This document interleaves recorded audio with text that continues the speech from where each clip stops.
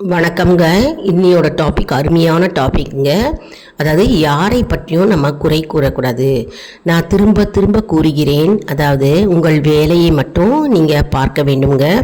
எவரையும் எதையும் குறை கூறாதீர்கள். குறை கூறுவது என்பது அவர்களை நம்ம திட்டுவதற்கு நிகராகும் இல்லையா? அதனால் எது நடந்தாலும் அது கடவுளின் இச்சையால் நடக்கிறது.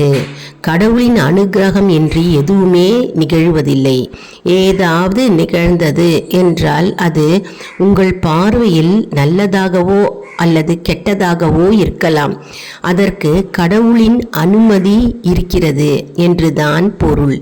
நீங்கள் அதை கண்டனம் செய்தால் கடவுளின் விருப்பத்தை, கடவுளின் பேரறிவை, கடவுளின் தீர்ப்பை நீங்கள் விமர்சிக்கின்றீர்கள் என்றுதானே அர்த்தம். அதை செய்யாதீர்கள், உங்களுக்கு அமைதி கிட்டும். அதனால் யாரையுமே குறை கூறுவதை நிறுத்திவிட வேண்டும். குறை கூறாதீர்கள். யாரையுமே எந்த விஷயத்துக்காகவும் நம்ம குறை சொல்லிக்கிட்டு குறை கூறவே கூடாது. எது நடக்கிறதோ அது நன்றாகவே நடக்கிறது. எது நடக்கிறதோ அது தானாகவே நடக்கிறது. எல்லாம் அதாவது இறைவன் செயல். அதனால் நாம் யாரையுமே குறை கூறக்கூடாது. குறை கூறுவது அப்படின்னா திட்டுறதுக்கு சமமாகும் இல்லையா? எப்போ பார்த்தாலும் குறை கூறிக்கிட்டே இருந்தாக்க அது நம்ம திட்டிக்கிட்டே இருக்க மாதிரி அர்த்தம் அவங்கள. அதனால் நம்ம எது நிகழ்ந்தாலும் அது நல்லதுக்கே அப்படின்னு நினைக்கணும்.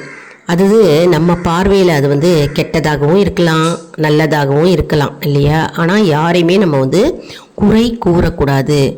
அதற்கு கடவுளின் அனுமதி இருக்கிறது என்றுதான் பொருள். நமக்கு மன அமைதி வேண்டும் அப்படின்னா நம்ம யாரையும் குறை கூறக்கூடாது. தானாகவே நமக்கு மன அமைதி கிடைக்கும். குறை கூறும்போது அல்லது திட்டும்போது திட்டுற மாதிரி இருக்கும் எதிரில் இருக்கிறவங்களுக்கு குறை சொல்லிக்கிட்டு இருந்தா. அப்போது என்ன ஆகும்? நம்ம குறை சொல்பவரின் மனநிலை எப்படி இருக்கும்னா, அவர்கள் உள்ளத்தில் ஒரு ரசாயனம் சுரக்கும். அதாவது ஒரு வேதிய பொருள், ஒரு கெமிக்கல் ரியாக்ஷன் ஏற்படும் குறை கூறும்போது. கோபப்படும் போது, ஆத்திரப்படும் போது, குறை கூறும்போது. அதனால் நாம் யாரையுமே குறை கூறக்கூடாது, திட்டக்கூடாது. நமக்கு மன அமைதி முழுமையாக வேண்டும் மற்றும் நாம் நம்முடைய மன நலம் நாம் பேணி காக்க வேண்டும். சேனலை லைக் பண்ணுங்கள், ஷேர் பண்ணுங்கள், சப்ஸ்கிரைப் பண்ணுங்கள்.